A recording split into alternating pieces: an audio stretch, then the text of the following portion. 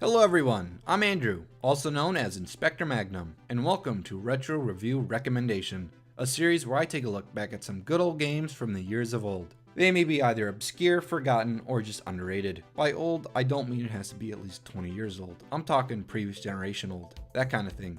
This also isn't really a review series as much as it is a recommendation list. If a game ever shows up on this list, that means I'm recommending it to at least someone. For the month of October, I'll be doing two old games from the 90s that both serve as excellent Halloween experiences. Oh, and they both ran on Nintendo consoles. This game is more on the colorful fun side, while the other is more on the darker scary side. With that out of the way, let's take a look at Halloween.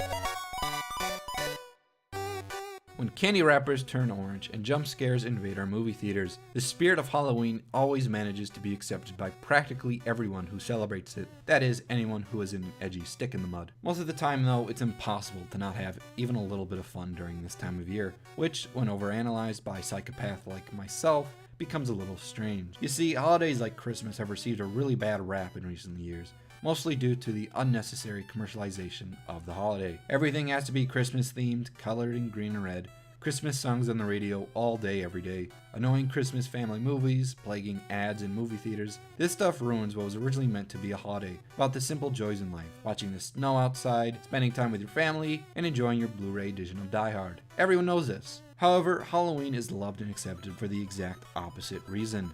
There's no subtle meaning, no simple enjoyments. Halloween is about sugar and scares to the max level. Get rid of that colorless, bland psychological horror, and somebody put in Evil Dead. Honestly though, there's no real point in analyzing Halloween the same way as you'd analyze Christmas. Christmas is about family, Halloween is about fun. There, plain and simple.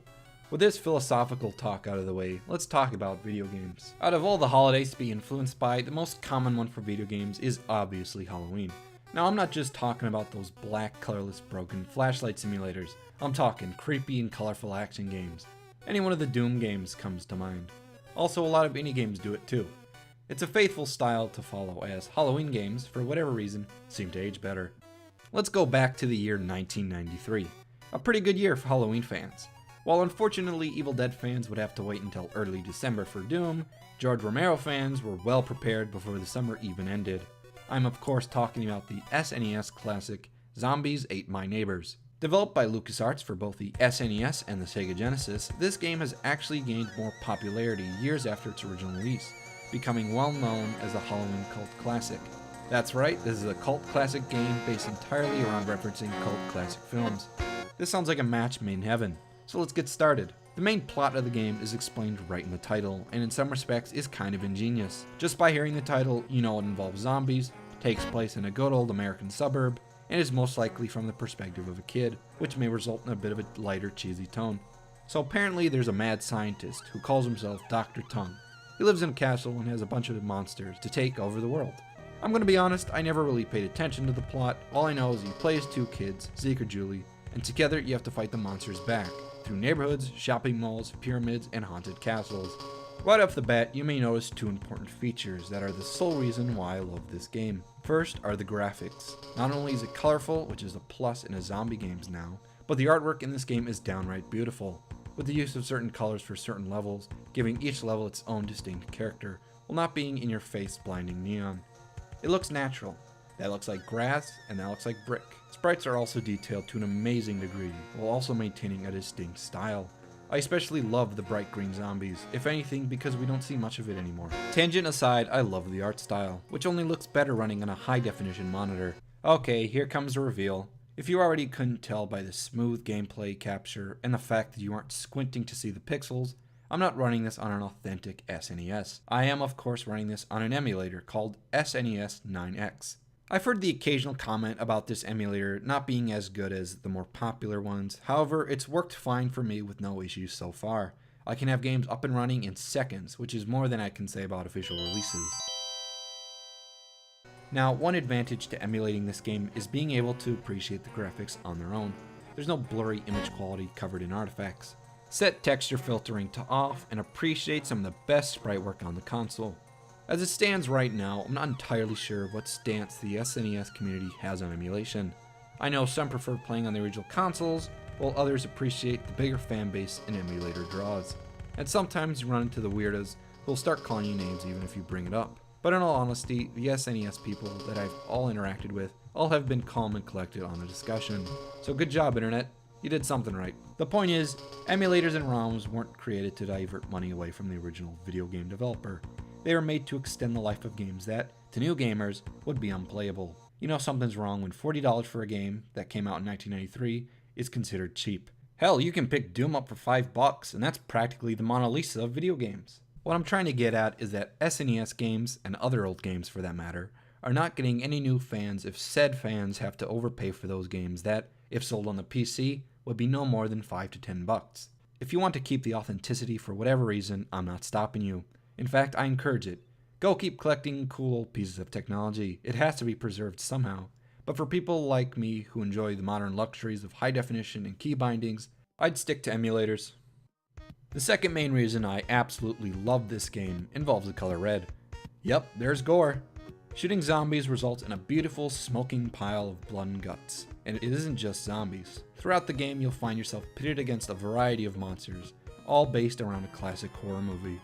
In the first few levels, you'll face classic Romero zombies, terrifying Chucky dolls, chainsaw-wielding hockey players, and even clones. Now, what you're killing is only half of what makes combat interesting in this game.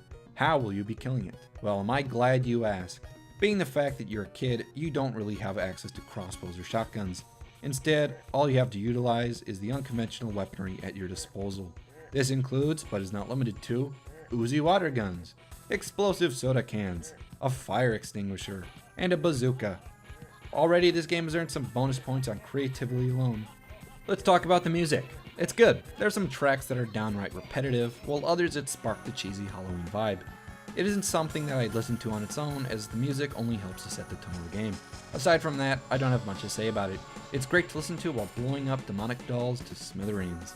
However, the objective of this game isn't about killing monsters, but instead saving humans. Throughout each level, there will be 10 neighbors, and you have to save them. You don't have to save all of them, only the amount necessary to progress. If all humans die, or you die, and you don't have any extra lives, it's game over. And here is one big hindrance to the game. If you die, you don't just restart the level, you restart the game. What are you, stupid? If you lose all your lives, you go back to the beginning. That's it. This only made me notice the game's little flaws that, individually, would be tolerable. However, all of them combined result in a game that has me loving it 1 second and screaming at the screen the next. It's like Chinese water torture. One other huge problem I have with this game is not really the fault of the creators. This is entirely the fault of the controllers back in the day, and this problem spans across all 2D shooters before mouse or dual analog controlling even existed. You can only shoot in the direction that you're moving. Let's play a drinking game. Every time you find yourself in an unbeatable situation in which you're running from an enemy that's as fast as you are, and you can't turn around because the moment you stop running, the chainsaw is going to tear through your face. Take a sip. What's made even worse is the fact that the hitbox tends to be a little off. It's a little clunky when hitting enemies, and even a little clunky when trying to save another person or to pick up an item. Again, on its own, these are not issues, but when combined with the limited amount of movement on the hardware, as discussed earlier, this can be absolutely devastating as you waste your precious ammo just to see it fly past the enemy as if it were Neo. I'm just expressing my problems with this feature through this game simply because this may be the only 2D shooter that will be in this series, so I might as well get it out of the way. So you may be thinking, after this huge tangent of me railing on its old problems, you would think that I wouldn't enjoy this game. Maybe this video will turn into a rant about how nostalgia blinds gamers, which is definitely true for some classics. But for this one, absolutely not. So despite its shortcomings and the fact that I was spoiled by luxurious PC titles of the same era, Zombies Ate My Neighbors is still an amazing game, with fun elements that genuinely kept me playing. There are about 40 levels, each one rich in atmosphere, color, and monsters to kill. Of course, there are going to be annoying cheat enemies placed on more confusing levels. This happens in all games, but Zombies Ate My Neighbors managed to pull off everything else so well that it remains a Halloween favorite of mine. I would recommend this game to a few kind of gamers. Old school gamers, especially anyone who's nostalgic of the SNES era. If, for whatever reason, you already haven't played this game, go do so already. It is everything that's fondly remembered of the SNES. Difficult levels and high scores. I'd probably recommend emulating it just to get the better experience visually. And old fans who have already played the game, you may enjoy seeing how much better the game looks running on high definition monitors. Couch Co-opers. This game is a perfect couch co-op game for the Halloween season. If you're looking to play the game with your buddy, then emulation and the authentic experience are both equally as good. The SNES does have the nostalgia factor playing a big part, but emulators allow easy co-op play, just so long as you have a couple controllers lying around. Finally, us Halloween enthusiasts. Horror fans and especially Zombie Romero fans will absolutely love this game. I can make an entire separate video on just how many horror films this game references. It's chock full of cheesy B-movie horror that just seems to be absent nowadays. I'd recommend an emulator, like always, but if you want to go the extra mile by playing this game on a CRT television set in the dark, then I can't blame you. While some of the gameplay elements haven't aged too well, the aesthetics alone propel this game into classics territory. If you're already familiar with setting up emulators, then there's no reason why you shouldn't play this game. It's one of the best games to play this Halloween season. On that note, we've concluded the episode. Please stay tuned during the month of October, as I have one game left to review before Halloween. And let me tell you, it's a real personal favorite of mine. Thank you everyone so much for watching. Please subscribe to my channel if you want to see more. You can leave a like or a comment if you want. I'd appreciate it. Until next time, remember, we're gonna get you, not another